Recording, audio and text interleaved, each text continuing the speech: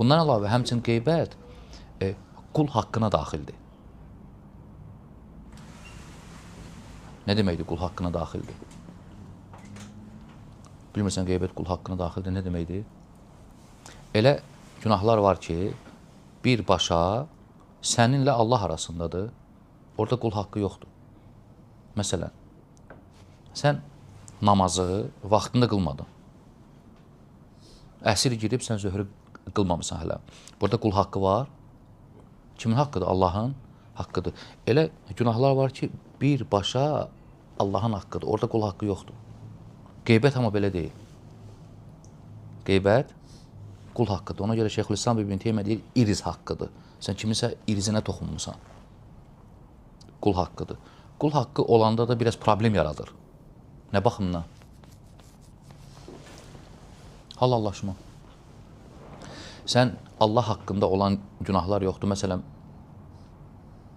Ramazan ayında oruç tutmamısan. Kimi neynəmsən? Kimin haqqına girmirsən? Mənim haqqıma falan kəs. Yox.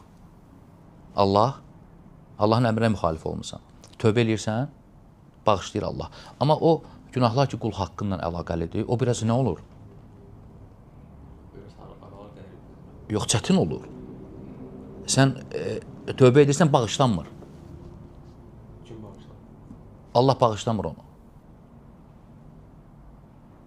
Niyə bağışlamır? Mən sənin arxanca danışmışam, qeybətini etmişəm, düzdür? Tövbə eləmək istəyirəm. Bağışlayır Allah. Niyə? Allah bütün günahları bağışlamır. Bunu niyə bağışlamır? Bu haqqında görürsən. Nə etməlisən? Allah. Halallıq almalısan.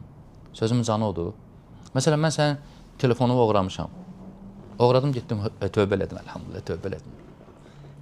Bağışlayır Allah? Yox, niyə? Çünki bunu, orada halallaşma nədir? Bunu qaytarmaq lazımdır ki, mən sənin haqqından xilas olum, sən halal edəsən. Ona görə sözümün canı nədir? Qeybət qul haqqıdır. Sən tövbə etməkdən əlavə bir gəlib halallaşmalısan da hələm. Qardaşım, qeybət eləmişim, haqqı halal elə. Bu da deyir ki, halal olsun. Bağışladım.